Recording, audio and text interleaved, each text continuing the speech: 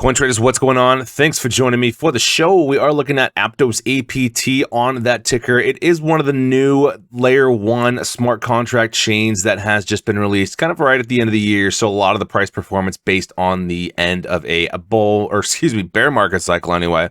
But a lot of great performance. So ever since we did have our bottom, and effectively just since the start of the year, topped out over 462%, so over a 5x return.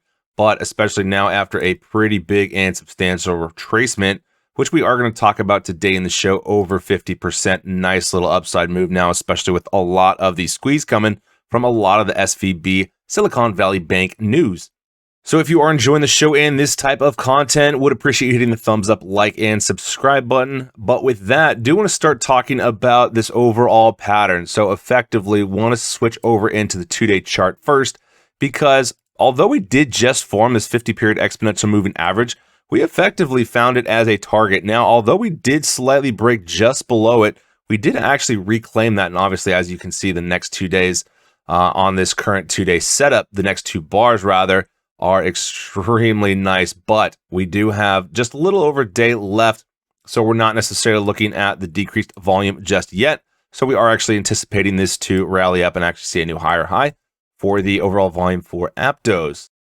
Now, one of the next things that I want to talk about is that if we actually look at a Fibonacci retracement from the bottom, when we did bottom out at a price point just right above $3, and we did move that up to our high right now just over the $20 level, then if we look at where we actually found our bottom and support on this pullback, it was right at the 61.8% retracement line, which was at 971. So this is a very nice line and target to find support at. So especially if we actually zoom out a little bit, you can see that right off the launch, this was kind of a level that we found a lot of resistance at. So the fact that now, especially after blowing above it, pulling back, very nice support on top of this big previous resistance level, this is a very nice sign. And especially if we move into some of the shorter term charts. So let's look at the 4-hour first, for example. We can draw an extremely nice pattern where we have a very nice and substantial breakout from this downtrend line. And so especially if we look at this in terms of like a falling type wedge pattern, you can see how we were set up very nice with this overall great breakout. And not only that, but we actually had a very nice backtest and retracement right at this, especially right along, let's actually go ahead and zoom in on this, right along the 12-period exponential moving average as well. So another rally back testing the 12, and then obviously now in our current setup looking very nice and bullish to the upside. So a very nice confirmed breakout, especially after bouncing off the 61.8% retracement, as well as that point which was previous resistance, right around the $10 psychological level. So a very nice chart setup, and things are actually looking kind of picture perfect, especially with in line of not only the SVB news, but also with the CPI number decrease today that we did just experience. So between those two catalysts, that's why we've seen actually a lot of upside pressure for the overall crypto space, but we do know that those are short-term news events that aren't really sustainable more or less, but we could still see an inflow of a lot of money into crypto just based on the fear surrounding the banking system.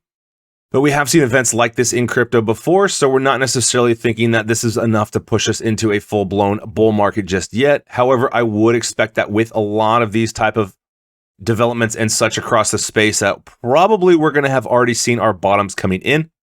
It's really tough to definitively say that for sure because we are still experiencing a lot of global turmoil, and there is still a reason why we did have a run on the banks.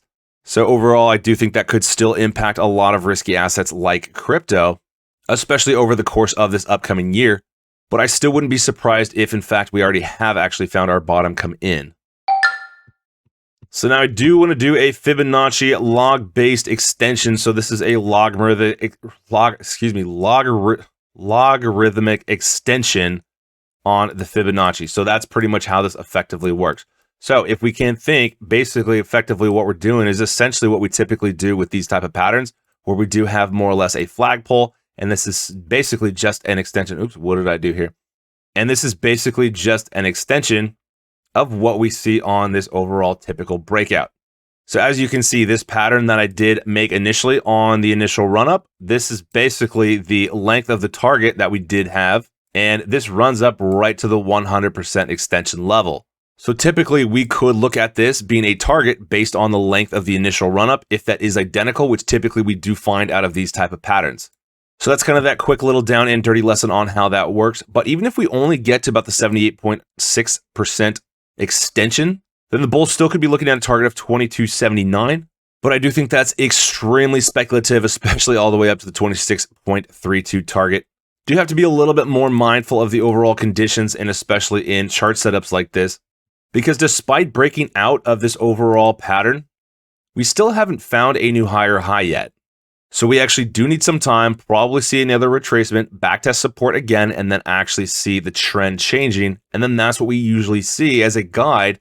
So the upside targets that we talked about, for example, up to 22 and even 26, those aren't going to be any short-term targets unless we do continue to just get a massive amount of news catalysts into the space, which I don't really see happening, especially after having two such bullish events. So now if we do talk about realistic scenarios back on the daily, then let's look at resistances on the current price.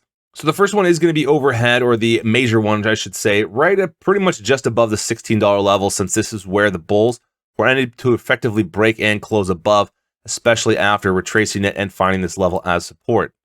So we do have the $16 level going to be a very big resistance point. But prior to that, just up overhead, we are going to have another resistance point right just below the $15 psychological level. Now, if we want to go ahead and turn on the VPVR, or volume profile visible range, which is just the volume based on trading prices instead of based on time like we see down below, then you can see we're already above the big point of mass. So especially after these nice big candles with a lot of time-based volume, which you can see, I would expect a little bit of resistance up overhead all the way through. So pretty much from the $15 to the $16 level. But the good thing is that we actually have plenty of supports to the downside, most notably right at the $14 level now at this point. And especially that lines, as you can see, a point of increasing mass on this overall VPVR. So ideally, we would actually anticipate and expect a little bit of resistance, but also being able to maintain support before the bulls are able to see the next run up in that bullish scenario, breaking that $16 resistance target. So that's obviously the bullish case, but what happens if we actually do get stuck up overhead and then fail to maintain some of the supports at, say, the 14, then we would be looking back at actually testing and trying to set a higher low compared to where we did bottom out right at 972. We're effectively right at the $10 line.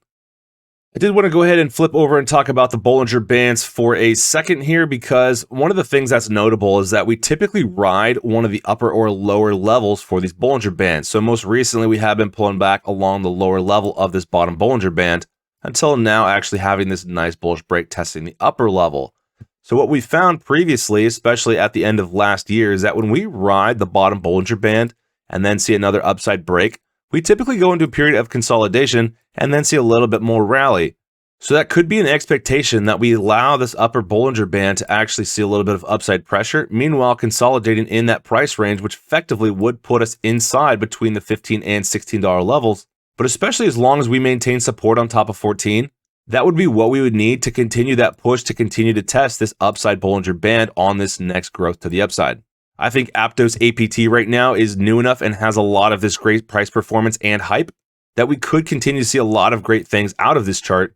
And especially after breaking out of this longer term pattern that we've been sitting at since the end of January, that could be a very good indication that we're about to experience the next leg to the upside, potentially even running up all the way to the top to test this $19 level, and even all the way up to the $20 level as well. Obviously, again, that's all speculation and based on extremely bullish moves out of the rest of the crypto space, which I'm not sure we're going to see.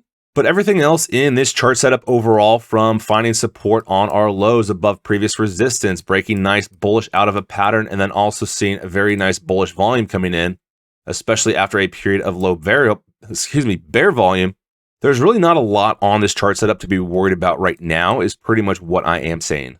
Obviously, nothing in crypto is ever perfect or certain though. And like we said, these are all just speculations based on the analysis of this overall chart. Because as we have seen, especially in the last few days, news announcements and catalysts are definitely way more impactful and effective than just some basic and simple technical analysis on a chart.